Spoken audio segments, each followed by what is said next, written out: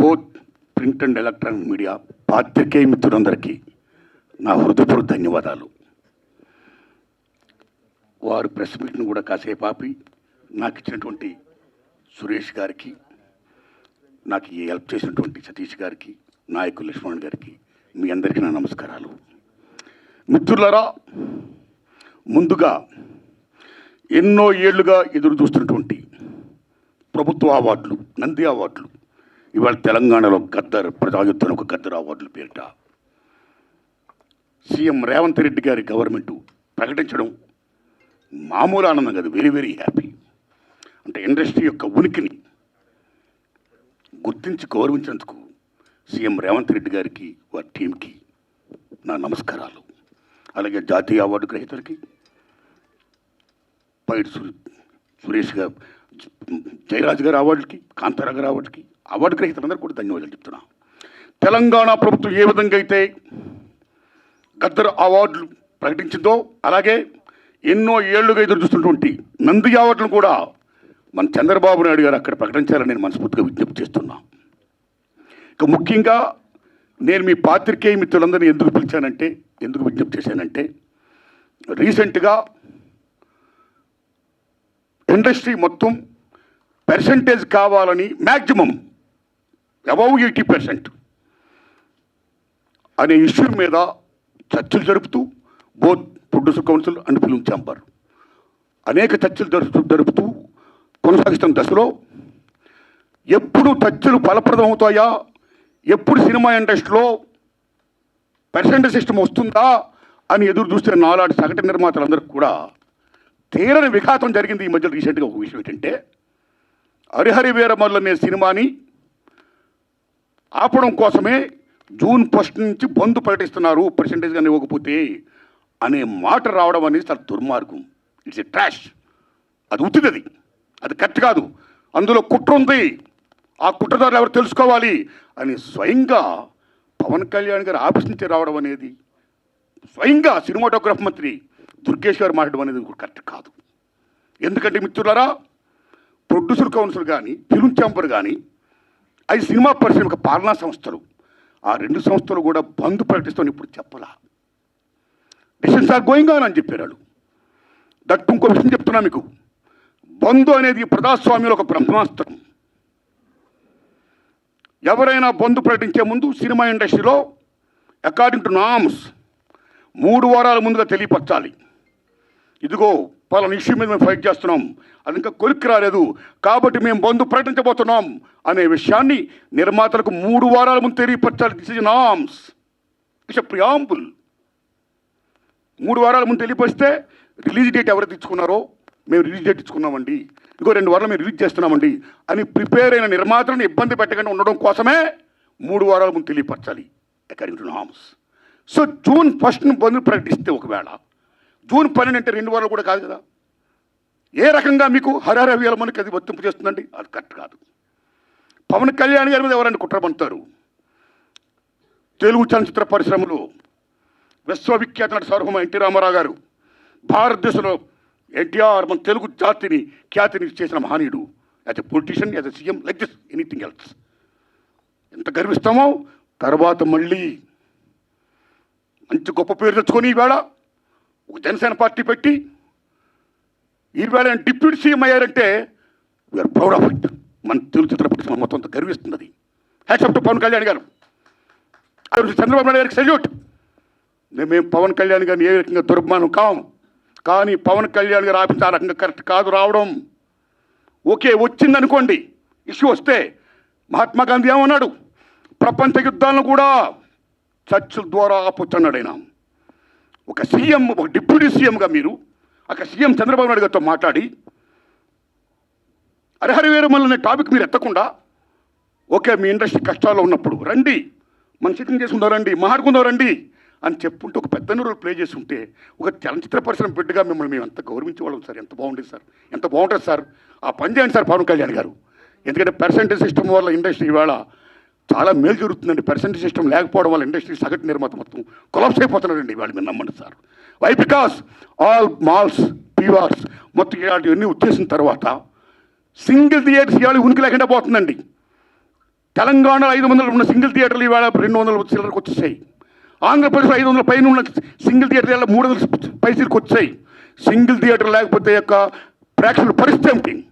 ఇవాళ మాల్స్లోని ఆటల్లోని ఇటువంటి చోకాటి థియేటర్స్లో రేట్స్ ఎంత ఉన్నాయి? ఇవాళ ఎంత పీపచ్చమైన రేట్స్.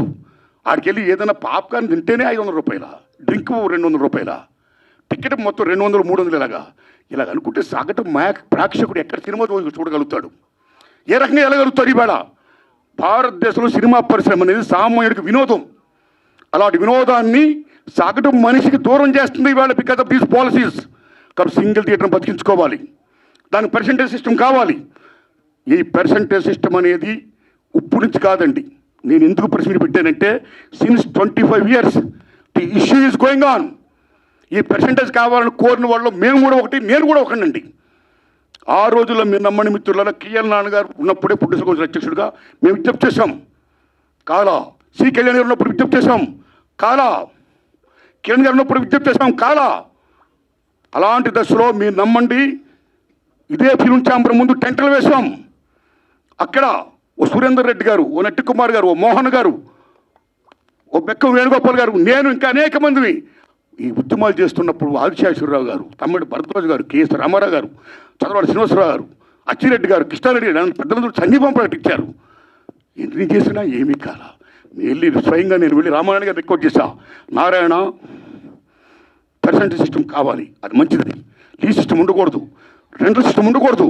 నేను సురేష్ బాబుతో మాట్లాడతాను, I am with you, I am with that moment అన్నాడు రామారాయణ గారు. మహానుభావుడు కీర్చేసి అయ్యారు. అది ఇప్పుడు తత్తులు ఫలప్రదం కాల. ఆ తర్వాత అల్లు అరవింద్ గారిని రిక్వెస్ట్ చేశాం. నారాయణమూర్తి అందరం కలిసి చర్చించుకున్న విషయం మీద ఏది మంచిగా చేద్దామన్నాడు ఆయన.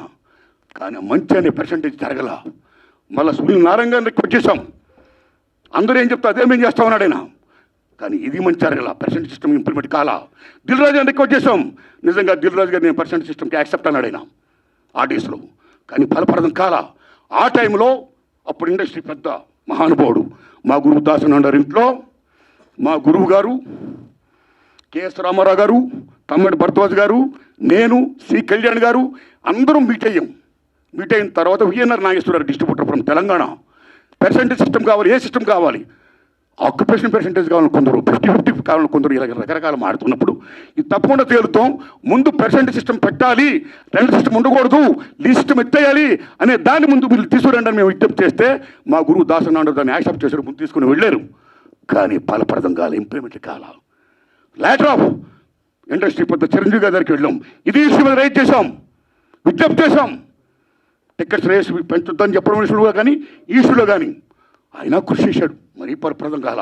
So this is a very big issue. Since 25 years this percentage system is going on.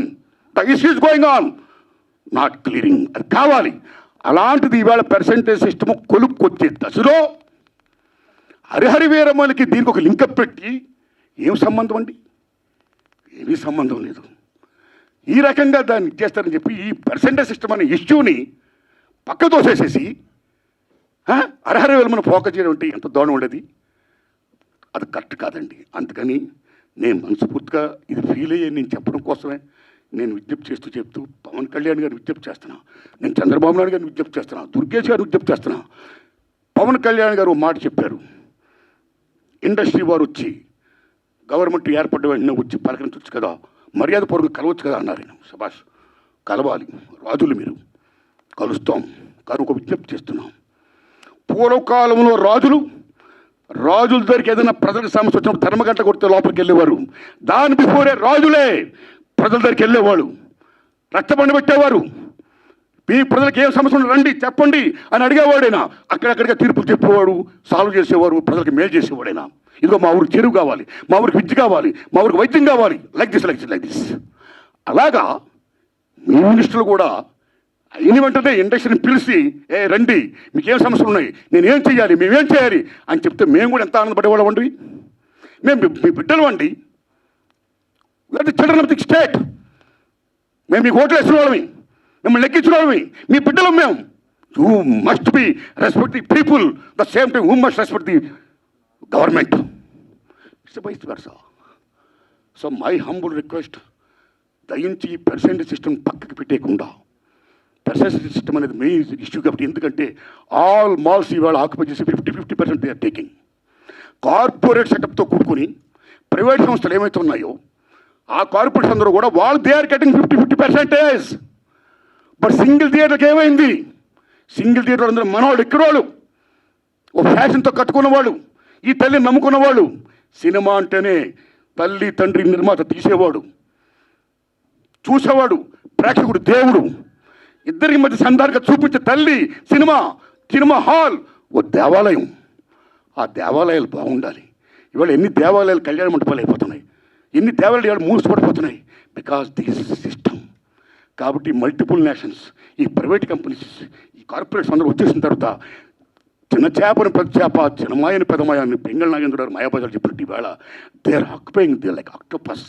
కాబట్టి చిన్న నిర్మాతని బతికించుకోవాలి, సింగిల్ థియేటర్ని బతికించుకోవాలి. The same time percentage system ఉంటేనే ఇద్దరు బాగుంటారు. కాబట్టి ఈ దశలో పవన్ కళ్యాణ్ గారు నేను విజ్ఞప్తి చేస్తున్నా, పర్సంటేజ్ సిస్టమ్ ఉంచండి సార్, దాన్ని ఫుల్ఫిల్ చేయించండి సార్. అది ఎలా చేస్తే బాగుంటుందో ఆలోచించి దానికోసం మీటింగ్ పెట్టి సక్సెస్ చేయించండి సార్. ఈ దశలో producer council and film chamber నేను విజ్ఞప్తి చేస్తున్నాం. ఆల్రెడీ మీరు విశాఖపట్నంలో మీటింగ్ అయ్యారు. ఏ మీటింగ్ చేసుకున్నా సరే 25,000 బట్టి రావణ కాష్టంలా కాలుతున్న ఏ పర్సెంటేజ్ సిస్టమ్ అయితే ఉందో దాన్ని మీరు మళ్ళీ పక్కకి దోసేయకుండా, ఏదేదో దాన్ని అడ్డం పెట్టి దాన్ని మళ్ళీ అడ్రస్ లేకుండా చేయకుండా ఆ పర్సెంటేజ్ సిస్టమ్ విషయంలో కొలిక్కొచ్చి ఇంప్లిమెంట్ చేసి సగటు నిర్మాతను బ్రతికించండి. అప్పుడే మా సినిమాలు చూస్తారు జనం, లేకపోతే ఓటీలు చూస్తారండి. ఈవేళ మాలా జనం రావాలి. జనం రావాలంటే బడుగు బలహీన వర్గాలు రావాలంటే ఎక్కడ వస్తారండి? వాళ్ళ కొద్ది డబ్బులు పెట్టి ద కాంట్ కమ్. ఆ ఓటీలు వస్తుంది చూద్దాంలే. ఎన్ని సినిమాలు ఇవాళ బాగా ఆడుతున్నాయండి? పర్సెంటేజ్ సిస్టమ్ ఎంత తగ్గిపోయిందండి. కాబట్టి సినిమా బతకాలన్నా, సగటు నిర్మాత బతకాలన్నా, 80% ఆఫ్ ఇండస్ట్రీ బతకాలన్నా మనుగడ ఉండాలి. సరే, పర్సెంటేజ్ సిస్టమ్ కావాలి. ఆ సిస్టమ్ కోసం పెద్దలందరూ కృషి చేయాలి. Film chamber and producer council ఆ విషయంలో నిర్ణయం తీసుకోవాలి. గవర్నమెంట్ మనం కలాలి. కాబట్టి అపాయింట్మెంట్ అంతగా ఆనందం పెట్టండి. మీరు వెళ్ళండి, కలవండి, మన డిమాండ్స్ చెప్పండి, పర్సెంటేజ్ సిస్టమ్ కావాలి, ఇంప్లిమెంట్ చేయండి అని విజ్ఞప్తి చేయండి. అదే నా విజ్ఞప్తిగా భావిస్తూ ఇక రేట్లు మాటది వచ్చిందా? Thank you. మైక్ రాలేదంటే ఇంకా ఈ రేట్ల విషయం మాట్లాడేసి నేను నిన్న పని చూసుకుంటానని మిమ్మల్ని డిస్టర్బ్ చేయనండి. సురేష్ అన్న, రేట్లు చాలా ఇంపార్టెంట్ అండి. మీరు నమ్మండి, భారతదేశంలో 1961 తర్వాత థియేటర్లో ఏ రేట్లు పెట్టాలి, ఎలా పెట్టాలి, భారతీయుల యొక్క తలసరి ఆదాయాన్ని బట్టి, జీవన ప్రమాణాలను బట్టి రేట్లు నిర్ణయించినప్పుడు గవర్నమెంట్ ఒక కమిటీని వేసి ఓ నేల, ఓ బెంచి, ఓ కుర్చీ, ఓ బాల్కనీలై తరగతులు సృష్టించింది. ఈవేళ నేల లేదు, బెంచీ లేదు, ఒకటే క్లాసు లేకపోతే 2 క్లాసులు, మొత్తం థియేటర్స్ మొత్తం ఆ రకంగా చేసేసారు. ఓకే, ఇక రేట్లు అనేది ఏమవుతున్నాయో సిస్టమ్ ప్రకారం గవర్నమెంట్ ఏదైనా ఒక రేటు పెడితే ఆ రేట్ని అందరూ కూడా హానర్ చేయాలి. అలాగ హానర్ చేయకుండా ఈ మధ్య కాలంలో చాలామంది భారీ చిత్రాలు తీసే నిర్మాతలు వాళ్ళు ఓ వేల కోట్లు పెడుతున్నారు. ఓకే, హ్యాట్సప్, సెల్యూట్, కేపబిలిటీ ఉంది, పెడుతున్నారు, మనం గర్విస్తున్నాం, సంతోషమే. కానీ అలా పెట్టే నిర్మాతలు చాలామంది ఏం చేస్తున్నారంటే, మా సినిమాకి చాలా ఖర్చు అయిపోయింది కాబట్టి రిలీజ్ ముందు రేట్లు ఎక్కువ పెంచితే మేము సేఫ్ అవుతాం అని ఒకటి పెట్టడం వల్ల, నిజం చెప్పండి తమ్ముళ్ళారు, మీరు నిజం చెప్తున్న ప్రేంగా, ఆ రకంగా పెట్టడం వల్ల, దానికి గవర్నమెంట్ యాక్సెప్ట్ చేయడం వల్ల మామూలు హారం జరగట్లా సగటు చిత్రానికి. అలాగే ప్రేక్షకులకు డబ్బు ఎంతమంది దగ్గర ఉంటుందండి? పేదవాడికి సినిమా కూడా ఉంటుంది, డబ్బు ఉన్నవాడికి సినిమా కూడా ఉంటుంది. డబ్బు ఉన్నవాళ్ళు హ్యాపీగా చూడగలుగుతారు, పేదవాళ్ళు ఎక్కడ చూస్తారండి? అప్పు సప్పులు చేసి మరీ చూస్తారండి. ఇంత రేట్లు పెంచిస్తే పాప్కార్న్ బీభత్సం రేట్లు చూస్తే కనీసం 1000 రూపాయలు 1500 ఉంటేనే కానీ వేళ సినిమా చూడలేకపోతున్నాడండి. సో సగటు ప్రేక్షకుడికి వినోదం అనేది చాలా చౌకగా వచ్చే సినిమా ఈవేళ కాస్ట్ అయిపోతే ఈ రేట్లు పెట్టడం వల్ల అదేం ధర్మం అండి? ఇదేం సంక్షేమ రాజ్యం అండి? What are respecting the system of the government. ఒక రేట్లు పెడితే ఎవరికైనా రేట్లు అలాగే హానర్ చేయాలి. వై? బికాస్ మీరు భారీ బడ్జెట్లు పెడుతున్నారు, పెట్టుకోండి, మీరు గొప్పగా తీస్తున్నారు, తీయండి, మేము గర్విస్తున్నాం. ప్రేక్షకుడికి ఎన్ని ఎందుకంటే ఈ సినిమా బాగుందో లేదా, దట్స్ ఆల్. సినిమా బాగుంటే చూస్తాడు, చూడడం. రేట్లు పెట్టడం పెట్టకపోవడం అనేది మీ ఇంట్రెస్ట్ పడి ఉంటుంది. భారీ సినిమాలు తీస్తున్నారు, ఓకే, సెల్యూట్. దానికి వాళ్ళ మీద రుద్దకూడదు. బాగుంటే ఆ డబ్బులు వాళ్ళు ఏం పెడుతున్నారు, ఆ డబ్బుతో మీరు కోట్లు సంపాదించవచ్చు. ఉదాహరణ, హాలీవుడ్లో 10 కమాండ్మెంట్స్ సిసిల్ పెట్టి ఇమ్మీడియట్ తీశాడు ఆయన. మామూలు బడ్జెట్ కాదు, వేలాది కోట్ల సినిమా పెట్టి తీశాడు ఆయన. అండ్ బెన్హార్ వేలాది కోట్లు పెట్టి తీశారు ఆ సినిమాలు. మీరు నమ్మండి, 2 సినిమాలు కూడా బీభత్సమైన hits. And gone with the wind. ఆ సినిమాలకి ఆ రోజుల్లోనూ కోట్లు ఖర్చు అయితే మళ్ళా కోట్లు చేసి మీరు నమ్ముతారా తమ్ముళ్ళారా, గూడ్స్ బళ్ళల్లో డబ్బులు తీసుకొని వెళ్ళేవారు. అదే రేట్లు. మేము 10 కమాండ్మెంట్ తీసాం, మేము బెన్హార్ తీసాం, చాలా ఖర్చు పెట్టాం, కాబట్టి రేట్లు పెంచండి అని అడగలా. కమ్ టు హిందీ ఫీల్డ్, కేఎస్ఎఫ్ మొగలేజాం అని జీపీ సిప్ గారు షోలే. మామూలు సినిమాలో మొగలేజాం మీరు నమ్మండి 9 years తీసాడైనా.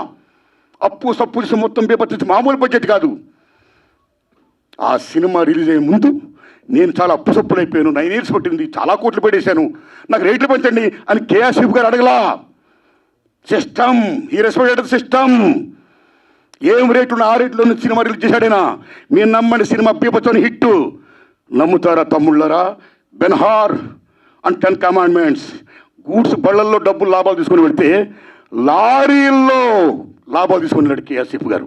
మొగలైజాం అంటే సినిమా బాగుంటే లాభాలు వస్తాయి, మీరు 2 కోట్లని పెట్టండి. So come to Telugu field. Lava Kusa Shankar Reddy garu తీశారు. 5 ఏళ్ళు పట్టింది, నాకు 5 ఏళ్ళు పట్టింది, నాకు చాలా ఖర్చు అయిపోయింది అని శంకర్ రెడ్డి రేట్లు పెంచుకొని అడగలా. సినిమా రిలీజ్ అయింది, మీరు నమ్ముతారా? 5 years పైన సినిమా. ఇప్పుడు దాకా లవ్ కుశ మిత్ర హిట్లే తెలుగు సినిమా ఇండస్ట్రీలో. ఆయన అడగలా డబ్బులు, రేట్లు పెంచుకొని అడగలా. ఏ రేట్లు ఉన్నాయో ఆ రేట్లోనే ఆయన సినిమా రిలీజ్ చేశాడు. మీరు నమ్ముతారా తమ్ముళ్ళరా? ట్రక్కుల్లో లాభాలు వచ్చాయి, బళ్ళల్లో డబ్బులు వచ్చాయి. షోలే జీపీసీ గారు అడగలా, ట్రక్కుల లాభాలు తీసుకున్నాడు ఆయన. కాబట్టి సినిమా బాగుంటే జనం వస్తారండి. మీరు ఇలా రేట్లు పెంచేసుకుంటా ఒక 1 week ఇలా చేసేసి మళ్ళీ మానేస్తా థియేటర్. నేను ఆటో మీద ట్రావెల్ చేస్తున్నప్పుడు తమ్ముడు మన సినిమా చూసేవాళ్ళ, తమ్ముడు ఏ సినిమా చూసామంటే సినిమా చూడాలి ఉందండి, కానీ చాలా రేట్లు పెట్టేశారండి ఫస్ట్ వీక్. నా ఫేవరెట్ యాక్టరే కానీ డబ్బులు లేవు, అప్పు చేయాలంటే కష్టంగా ఉంది, చూడలేకపోతున్నానండి. ఆ రకంగా ఎంత డ్యామేజ్ అవుతుందంటే సినిమాకి. ఇప్పుడు ఎందుకంటే రేట్లు పెంచుతారు? ఒక నామ్స్ ఉన్నాయి. You must respect the norms, you must respect the system. And అన్నింటినీ మించి సంక్షేమ రాజ్యం ఉంది. ఏ సగటు ప్రేక్షకుడు ఉన్నాడో ఆ సగటు ప్రేక్షకుడు భారతదేశంలో సినిమాయే వినోదం. ఆ వినోదం దూరం చేయకండి ఈ రకంగా పెట్టి. సో దిస్ ఈజ్ ఒక మాల్ ప్రాక్టీస్. ఒక రకంగా చెప్పాలంటే దిస్ ఈజ్ మీరు నమ్మని తమ్ముళ్ళరా, ఈ భారీ చిత్రాలు చేస్తున్న నిర్మాతలు, government is doing a black marketing in the name of raising the rates. Correct కాదు. అలా పెంచకుండా అందరికి ఒకలా సిస్టమ్ పెట్టి సగటుని మాత్రం బతికించి పెర్సెంట్ సిస్టమ్ కాపాడండి. అది వచ్చినట్టు చెయ్యండి. ఆ రకంగా మీరు అందరూ పెద్దలందరూ కూర్చొని మాట్లాడుకొని మేలు చేయండి. ఇది నా విజ్ఞప్తి. Thanks a lot. ధన్యవాదాలు అండి మీకు. Thanks a lot.